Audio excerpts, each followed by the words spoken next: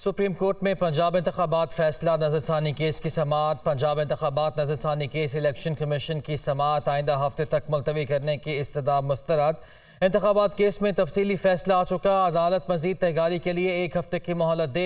वकील election commission की जानिब से ये सदा की गई, आप अपना मौक़िफ़ बताएं, आपके साथ हम भी केस का जायजा लेंगे। चीफ जस्टिस का वकील इलेक्शन कमीशन से मुकालमा।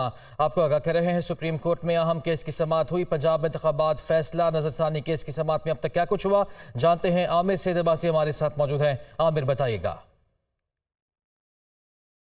देखिए, chief justice of Pakistan justice Umar Ata Bandial की सरबराही में 3 रुकनी बेंच इलेक्शन कमीशन की पंजाब इंतखाबात में नजरसानी अपील पर समाअत कर रहा है और इलेक्शन कमीशन के वकील सजील सवाती इस वक्त दलाइल दे रहे हैं। समाअत के आगाज़ पर ही जो इलेक्शन कमीशन के वकील थे सजील सवाती, उन्होंने इस्तदा कर दी कि जो तफसीली फ़ैसला पंजाब इंतखाबात से मुतल्लिक है वो सुप्रीम कोर्ट ऑफ पाकिस्तान ने 2 हफ्ते कबल ही जारी किया है, लिहाजा इस अपील में कुछ एडिशनल ग्राउंड्स के साथ अदालत में दस्तावेज़ात जमा करवाना चाहते हैं, लिहाजा समाअत 1 हफ्ते तक के लिए मुलतवी कर दी जाए।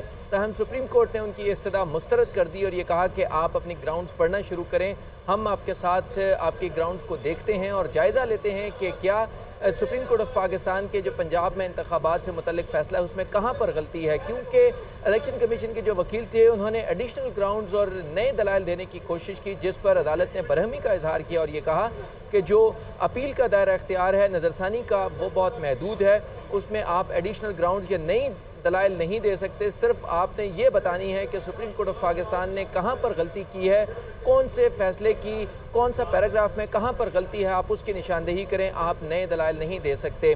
इस मौके पर जस्टिस मुनीब अख्तर ने यह कहा कि आप बार बार एक ही जगह पर घूम रहे हैं, कोशिश करें अपने दलाइल मुख्तसर रखें और जल्द मुकम्मल करें और टू दी पॉइंट दलाइल दें, जिससे ये पता चल सके कि सुप्रीम कोर्ट ऑफ पाकिस्तान ने इंतखाबात केस में कहाँ पर गलती की है। क्योंकि जो वकील थे इलेक्शन कमीशन के, उनकी तरफ से ये कहा गया कि इंतखाबात का जो मामला है उसमें सेक्शन 57 में अब तरमीम कर दी गई है और अब इलेक्शन कमीशन इंतखाबात की तारीख का ऐलान कर सकता है। शुक्रिया आपका। इलेक्शन एक्ट लाहौर हाईकोर्ट से खबर शामिल करेंगे। परवेज इलाही की गिरफ्तारी के खिलाफ केस की समाअत, हम तफसीली जवाब जमा करवाना चाहते हैं। नैब के वकील का अदालत में मौक़िफ़, इसी हवाले से तफसीलात जानते हैं। नुमाइंदा मोहम्मद इशफाक हमारे साथ मौजूद हैं। जी इशफाक, बताइएगा क्या तफसीलात हैं आपके पास? जी बिल्कुल, लाहौर हाईकोर्ट के जस्टिस अमजद रफीक परवेज इलाही की नैब में गिरफ्तारी को गैर कानूनी करार दिलवाने से मुतल्लिक दायर दरख्वास्त पर समाअत कर रहे हैं और इस वक्त समाअत जारी है। इस मौके पर नैब के वकील ने इस्तदा की है कि हम तफसीली जवाब जमा करवाना चाहते हैं, जिस पर जस्टिस अमजद रफीक ने कहा कि आप ठीक है तफसीली जवाब जमा करवाएं, लेकिन हम आज परवेज इलाही की रिहाई का ऑर्डर कर देते हैं, आप अपना जवाब जमा करवाते रहें। नैब के वकील ने कहा कि नैब ने कानून के मुताबिक परवेज इलाही को गिरफ्तार किया। जस्टिस अमजद रफीक ने कहा कि जब अदालत ने परवेज इलाही को किसी भी खुफिया मुकदमे में गिरफ्तार करने से रोका था तो क्या आपने अदालत के हुक्म पर अमल नहीं किया और किसके कहने पर आपने परवेज इलाही को गिरफ्तार किया। इस मौके पर नैब के वकील ने कहा कि हमें अदालत का वो वाला ना तो फैसला मिला और ना ही अदालत ने इस हवाले से हमें कोई नोटिस जारी किया। जस्टिस अमजद रफीक ने कहा कि मैंने अल्लाह को जवाब देना है, मेरी नजर में इस हवाले से आपने अदालती फैसले पर अमल नहीं किया। नैब के वकील ने सिंगल बेंच पर एतराज उठाया और कहा कि ये केस डिवीजन बेंच के दायरा इख्तियार में है। जस्टिस अमजद रफीक ने कहा कि ये केस डिवीजन बेंच नहीं सिंगल बेंच सुन सकता है और इस हवाले से बेशुमार मिसालें मौजूद हैं। ना तो परवेज इलाही की ये जमानत का मामला है और ना ही ये अपील का मामला है। इस हवाले से कानून बहुत वाज़ेह है, अदालत सिर्फ अपने हुक्म पर अमल दरामद करवाना चाहती है। दौरान समाअत परवेज इलाही के वकील आमिर सईद और एडिशनल एडवोकेट जनरल पंजाब गुलाम सरवर निहंग के दरमियान तलख कलामी हुई, जिस पर अदालत ने परवेज इलाही के वकील को बात करने का कहा और ये कहा सरकारी वकील से कि आप इस मामले में मदाखलत ना करें। जस्टिस अमजद रफीक ने पंजाब हुकूमत के वकील से कहा कि आपने खुद कहा था कि ये मामला पंजाब पुलिस का और एंटी करप्शन का नहीं है, तो ये मामला अब नैब का है, तो आपका नैब से क्या ताल्लुक है। इस मौके पर एडिशनल एडवोकेट जनरल ने कहा कि मैं अदालत के सामने इस्तदा कर रहा हूँ। अदालत ने कहा कि आपकी इस्तदा सुन ली है, अब परवेज इलाही के वकील को बात करने दें। जी मोहम्मद इशफाक, बहुत शुक्रिया, आपने तफसीलन अपडेट किया। बिजली के बिलों में इजाफे के खिलाफ मुल्क के मुख्तलिफ शहरों में ताजरों की हड़ताल। ऑल पाकिस्तान अंजुमन ताजरान ने कारोबारी सरगर्मियां मुकम्मल बंद कर दी। ताजिर रहनुमाओं ने बिजली के कमर्शियल बिलों में टैक्सेस को नाकाबिले कबूल करार दे दिया है। हर शोबा ज़िंदगी से ताल्लुक़ रखने वाले अफराद सरापा एहतजाज हैं और मुतालबा किया जा रहा है कि इस इजाफे को वापस लिया जाए और बिल जमा न कराने का भी ऐलान किया गया है। ऐसे में ऑल पाकिस्तान अंजुमन ताजरान की जानिब से भी हड़ताल की कॉल दी गई है। तफसीलात जानेंगे पेशावर से नुमाइंदा दुनिया न्यूज़ आमिर जमील हमारे साथ मौजूद है। आमिर, बताइएगा क्या सूरत हाल देख रहे हैं आप? देखिए, ये एहतजाज का जो सिलसिला है वो सिर्फ आज ही नहीं है बल्कि गुज़िश्ता कई रोज़ से जारी है। मुख्तलिफ मकामात पर ताजर बरादरी की जानिब से, और न सिर्फ ताजर बरादरी की जानिब से बल्कि डोमेस्टिक तौर पर भी जो लोग बिजली इस्तेमाल कर रहे हैं और उनके बिल ज़्यादा हैं, उनकी जानिब से भी एहतजाज का सिलसिला जारी है। मुख्तलिफ मकामात पर हमें बिलों को जलाने का और बिल दाखिल न कराने के हवाले से एहतजाज किए गए हैं। तो हम आज के दिन जो है वो पेशावर भर में जो है वो दुकानदारों की जानिब से और ताजर बरादरी की जानिब से कारोबार को बंद रखने की अपील की गई है। और जो सुबह इस वक्त हम देख रहे हैं, चूँकि गर्मी के दिन है तो जल्दी दुकानें खुल जाती हैं, लेकिन आज चूँकि हड़ताल का ऐलान किया गया है तो हमें शहर के मुख्तलिफ बाज़ारों में, मुख्तलिफ शाहराहों पर, मुख्तलिफ जो बड़ी मार्केटें हैं पेशावर की, वो अभी तक बंद नज़र आ रही हैं। और इस वक्त भी हम सदर के इलाके में मौजूद हैं। सदर जो है वो मेन कारोबारी मरकज़ है पेशावर का और यहाँ पर सुबह सवेरे से ही कारोबार स्टार्ट हो जाता है। लेकिन अभी हम देख रहे हैं कि आज यहाँ पर दुकानें बंद हैं। ज़्यादा दुकानें जो हैं वो बंद हैं। सिर्फ खाने पीने की और दवाइयों की जो दुकानें हैं वो खुली हुई हैं। यानी जो हड़ताल की कॉल दी गई थी उस पर मुकम्मल तौर पर अमल दरामद किया जा रहा है। आमिर साथ ही मौजूद रहेगा। शहरी इक़्तिदार का रुख कर लेते हैं हमारी नुमाइंदा हरीम जदौर हमारे साथ मौजूद हैं। हरीम, पेशावर के मनाजिर हमने देखे, इस्लामाबाद की सूरत हाल बताइए। क्या जो हड़ताल की कॉल दी गई थी उस पर अमल दरामद किया जा रहा है मुकम्मल तौर पर? जी बिल्कुल, जो बिजली के बिल्स हैं उनके हवाले से मुल्क गिर एहतजाज जो है वो जारी था।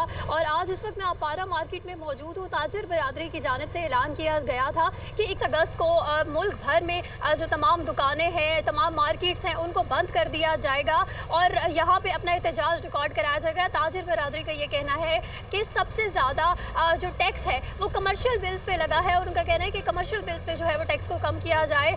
हुकूमत की जानिब से अभी तक फौरी तौर पर किसी भी किस्म के रिलीफ सब्सिडी का ऐलान नहीं किया गया। हुकूमत का ये कहना है कि जो फौरी तौर पे सब्सिडी दी जाएगी वो IMF से मशरूत है। IMF से पहले बात की जाएगी और उसके बाद अवाम को सब्सिडी दी जाएगी। इस वक्त जो अपारा में मौजूद हूँ और अपारा की सूरत हाल ये है कि तमाम दुकानें, तमाम मार्केट्स जो है वो बंद हैं। लॉक लगाए गए हैं शॉप्स पे और कोई भी यहाँ पे शॉप्स खुली भी नहीं है सिवाय खाने पीने की अशिया और फार्मेसीज़ के अलावा। यहाँ पे तमाम जो दुकानें हैं, तमाम कारोबार ज़िंदगी को जो है वो बंद कर दिया गया है। और इस्लामाबाद में जो तमाम मार्केट्स हैं वो सब बंद हैं इस वक्त। और हुकूमत की जानिब से जो है वो अभी तक किसी भी किस्म के रिलीफ का ऐलान नहीं किया गया यहाँ पे। जी हरीम, आप साथ ही मौजूद रहिएगा। रावलपिंडी की सूरत हाल जानते हैं। अवैस अब्बासी हमारे साथ मौजूद हैं। अवैस, हरीम ने हमें बताया कि अपारा की तो तमाम मार्केटें बंद हैं। रावलपिंडी में आप किस जगह पर मौजूद हैं और वहाँ की सूरत हाल क्या है?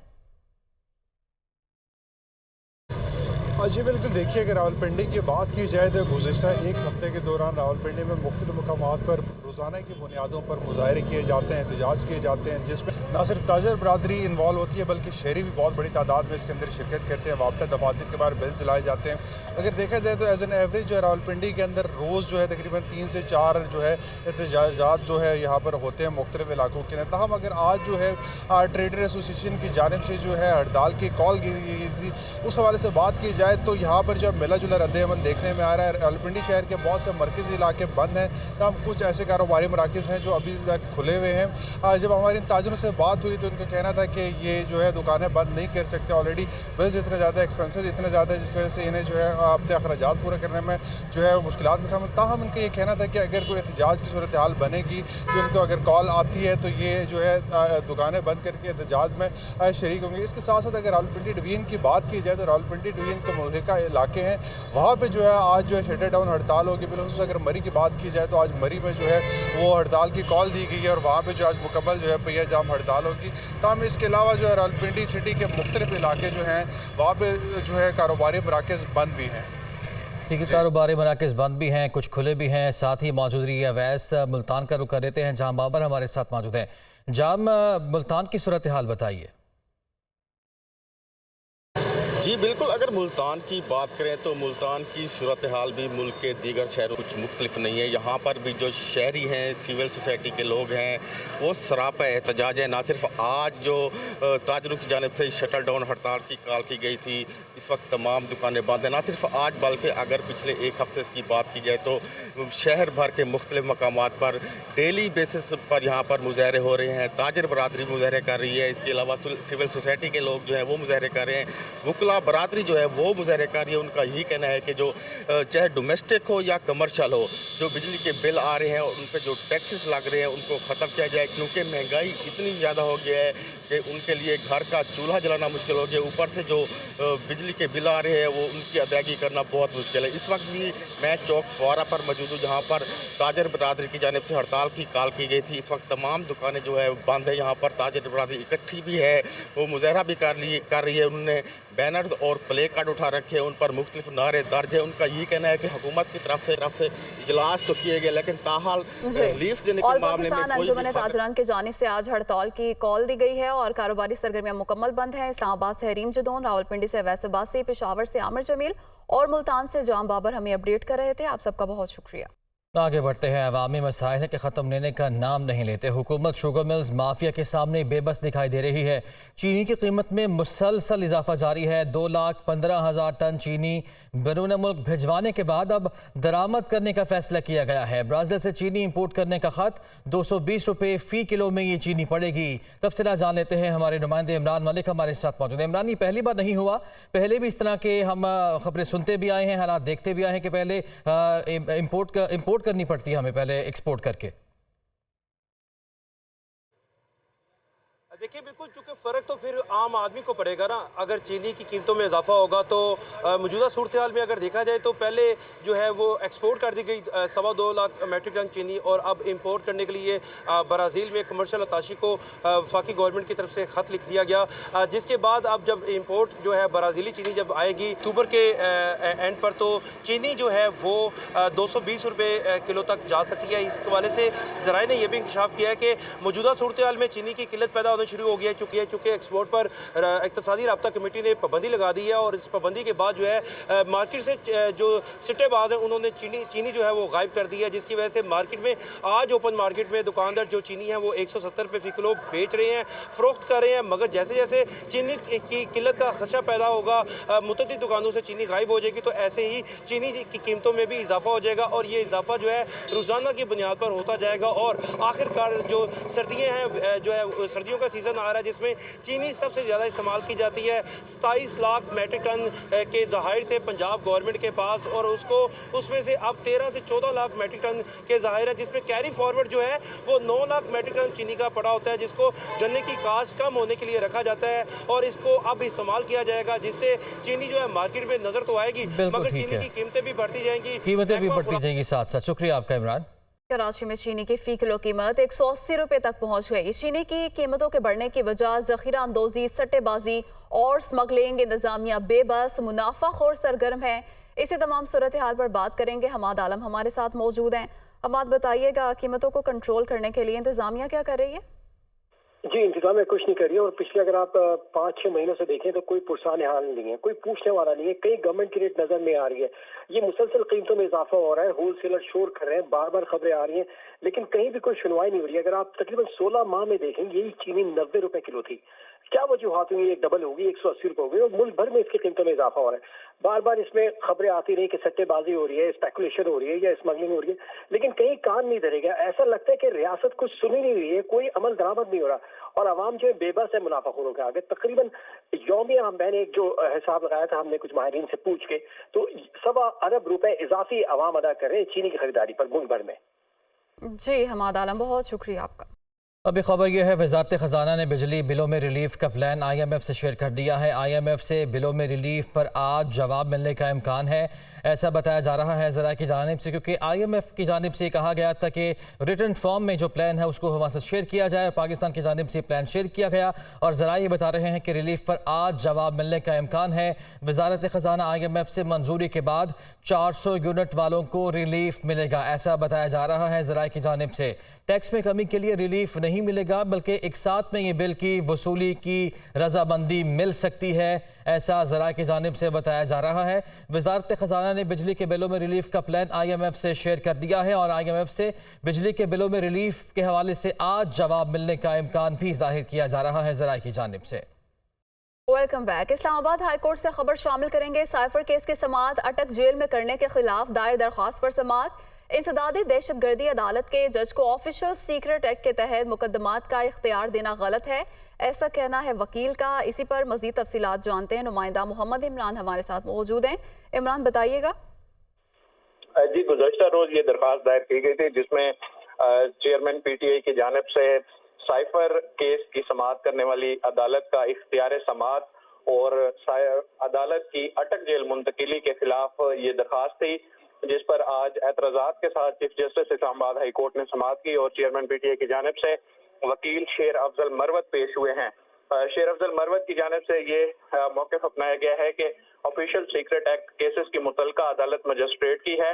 इंसदादी दहशतगर्दी अदालत के जज को ऑफिशियल सीक्रेट एक्ट के तहत मुकदमात का इख्तियार देना गलत है और उन्होंने इस्तदा की कि इस चूंकि ये फौरी नोयत का मामला है तो नोटिस जारी करके इस पर फ्रीकैन से जवाब तलब किया जाए, जिस पर चीफ जस्टिस ने कहा कि मैं आपकी दरख्वास्त पर नोटिस जारी कर देता हूं और इस केस को आइंदा हफ्ते के लिए मुकर्रर कर देंगे। अभी अदालत ने बाकायदा इस केस में कोई तारीख तो मुकर्रर नहीं की, डेट इन ऑफिस है, लेकिन चीफ जस्टिस की जानिब से रिमार्क्स दिए गए थे कि आइंदा हफ्ते में जब कॉज लिस्ट जारी होगी तो इस केस को फिक्स कर दिया जाएगा। जी इमरान, बहुत शुक्रिया आपका।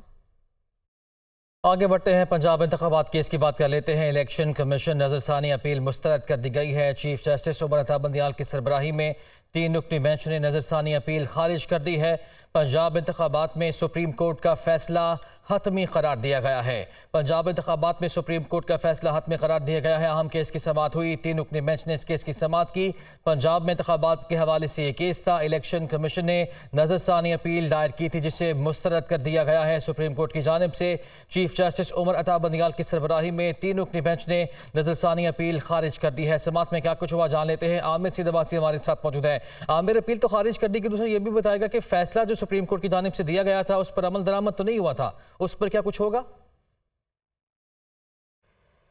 देखिए, फिलहाल सुप्रीम कोर्ट ने अमल दरामद के हवाले से कोई अहकामात जारी नहीं किए, लेकिन इलेक्शन कमीशन ऑफ पाकिस्तान की तरफ से पंजाब में इंतखाबात के खिलाफ जो नजरसानी अपील दायर की गई थी उसको मुस्तरद कर दिया गया है। Chief justice of Pakistan justice Umar Ata Bandial की सरबराही में 3 रुकनी बेंच, जिसमें जस्टिस एजाजुल अहसन और जस्टिस मुनीब अख्तर शामिल थे, 1 घंटे तक उन्होंने दलाइल सुने इलेक्शन कमीशन के वकील सजील सवाती के, जिन्होंने ये कहा कि जो इलेक्शन कमीशन ने अपील दायर की थी उसमें उन्होंने ये कहा कि सुप्रीम कोर्ट ने जो पंजाब इंतखाबात में फ़ैसला दिया था वो दुरुस्त नहीं था, उसमें गलतियां थी। और ये भी कहा गया कि अब इलेक्शन एक्ट में तरमीम के बाद सुप्रीम कोर्ट ऑफ पाकिस्तान ने जो हुक्म दिया था कि सदर पाकिस्तान इंतखाबात की तारीख का ऐलान कर सकते हैं वो दुरुस्त नहीं है, क्योंकि इलेक्शन कमीशन अब इलेक्शन एक्ट में सेक्शन 57 में तरमीम के बाद अब इलेक्शन कमीशन फैसला करेगा कि इंतखाबात कब होंगे, लिहाजा इंतखाबात की तारीख का जो ऐलान है वो इलेक्शन कमीशन को करने दिया जाए। लेकिन सुप्रीम कोर्ट ऑफ पाकिस्तान ने यह करार दे दिया कि इलेक्शन कमीशन ऑफ पाकिस्तान की जो अपील है वो नाकाबिल समाअत है, उसको मुस्तरद किया जाता है। और जो इलेक्शन कमीशन को जो 4 अप्रैल का हुक्म था कि पंजाब में 14 मई को इंतखाबात करवाए जाएंगे, वो हतमी फैसला है, फाइनलिटी अटेन कर चुका है, क्योंकि उसमें कोई गलती जाहिर नहीं कर सके इलेक्शन कमीशन के वकील। लिहाजा सुप्रीम कोर्ट ऑफ पाकिस्तान ने यह करार दे दिया है कि इलेक्शन कमीशन की ये आइनी जिम्मेदारी है कि वो 90 रोज़ के अंदर इंतखाबात को यकीनी बनाए, क्योंकि आइन में ये दर्ज है कि इंतखाबात 90 रोज़ में ही होना चाहिए। लिहाजा इलेक्शन कमीशन किसी भी बुनियाद के ऊपर इंतखाबात में ताख़ीर नहीं कर सकता। जब भी असम्बली तहलील होगी तो इलेक्शन कमीशन की ये आइनी जिम्मेदारी है कि वो 90 रोज़ में इंतखाबात कराना उसकी आइनी जिम्मेदारी है, ये उसका इख्तियार नहीं है बल्कि ये जिम्मेदारी है। लिहाजा इलेक्शन कमीशन अपनी जिम्मेदारी अदा करे। लिहाजा सुप्रीम कोर्ट ऑफ पाकिस्तान ने जो इलेक्शन कमीशन की नजरसानी अपील थी जिसमें बिल्कुल ठीक है, इस अपील को मुस्तरद कर दिया गया। शुक्रिया आपका आमिर सिद्दीकी।